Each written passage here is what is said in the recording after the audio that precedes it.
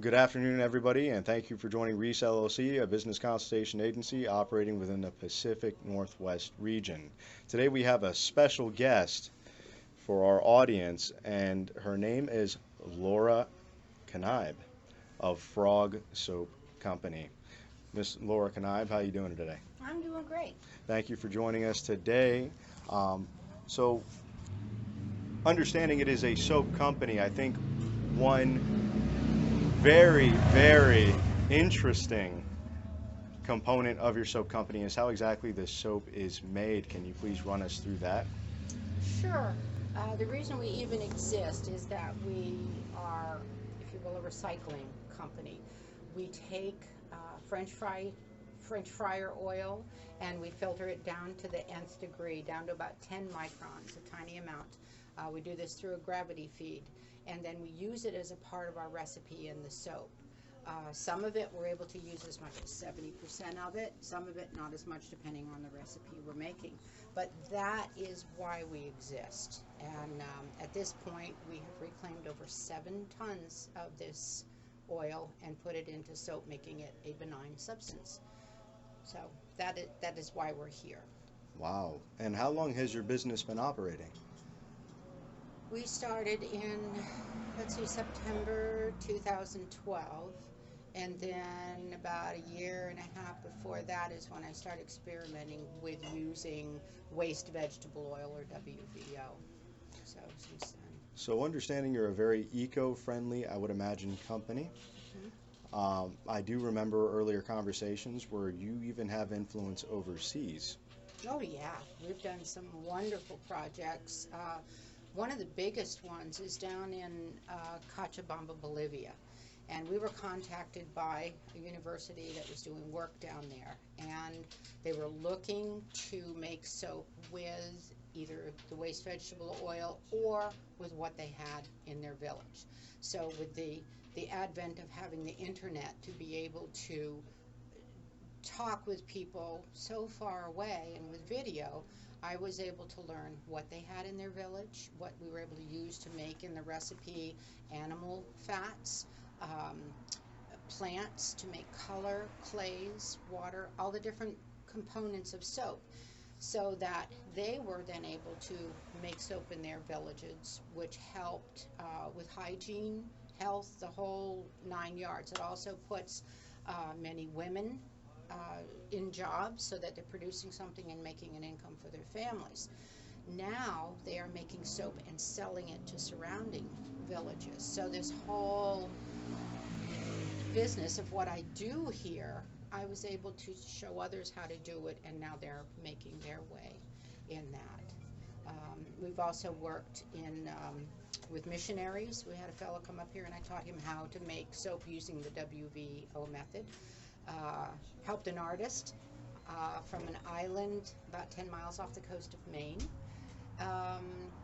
Let's see, working with another missionary to do work in, let me think of it now. I've got too many things going on in my head. But anyhow, yeah, we have touched base all over, including Australia and England, and college students, and Victoria Falls, South Africa. Greening hotels, restaurants. That is phenomenal that within that gateway of time, you've been able to accomplish that sphere of influence, not only in the city, not only in the state, but across the globe. So I guess the next piece would be to ask, before you started your soap business, what experience did you have as an entrepreneur or in any form of work that led you to your skill sets and capabilities today? Well, most of that started with my folks, who were very capable at doing many things. Mom taught me to make soap. We had a store down in the deep hills of West Virginia, which was about an hour away from where I went to college. So at the tender age of 17, we were running that business. I was teaching pottery classes, glaze technology at the shop, and running it all summer, and then head off to school in the fall to college. And then I ended up, by the time school was done, I was teaching at the college level there. And then running this store was kind of like a general store, craft store. We were making all manner of things and doing shows like crazy. I mean, I was 17, 18. I didn't want to be doing shows every week, and I swore I'm never doing this again. So that was truly the start of that.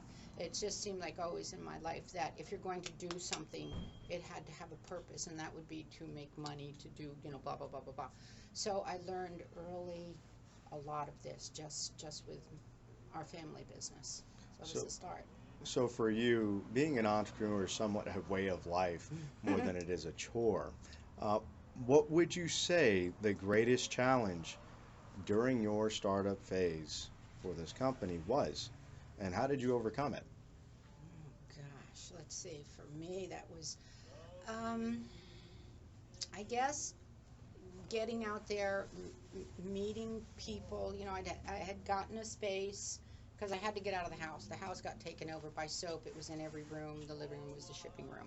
So finding a space, that was the first part. And then talking about what I was doing to other people. Bremerton is an excellent place to start a business. In that, businesses here all help each other. We all work together.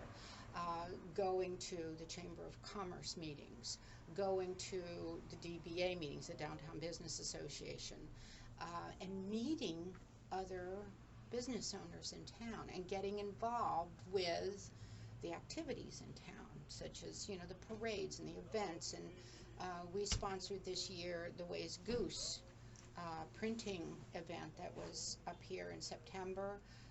But it was getting out and talking to people, talking to other people and asking questions and what do you know? That is, go to people who know what they've been doing already. That's what I was doing. That was hard for me. I'm kind of a loner. I do, I take care of things, I do things. So getting out there and talking to others, learning from people, not just from books, from people. Well, judging by the success and influence of your business, it seems that networking is definitely no longer an issue. No, it's not. In closure, the last question that can be addressed during this interview is, our audience is full of young and innovative minds. What advice would you like to give to our community of future business leaders? I think straight off is just go for it. If you have an idea and you believe in that idea, then run with it. You also have to do a little research. You've got to do, again, listen to others, find out where it is and what you're going to do, who's your target audience, things of that nature. You need to do your research. But I think the biggest thing is just do it.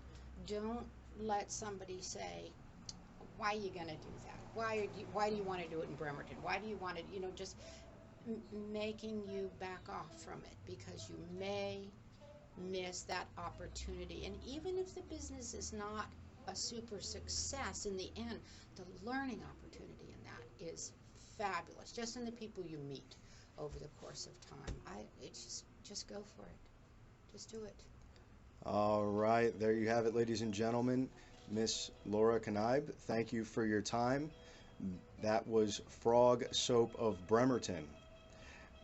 With that being said, if anybody in the audience would like any more information on either the company that's been interviewed today or our services that we can provide to new entrepreneurs and landlords alike, please feel free to reach out at the business line 360-731-0729 or RIEC 2019 at AOL.com. Thank you all and have a wonderful day.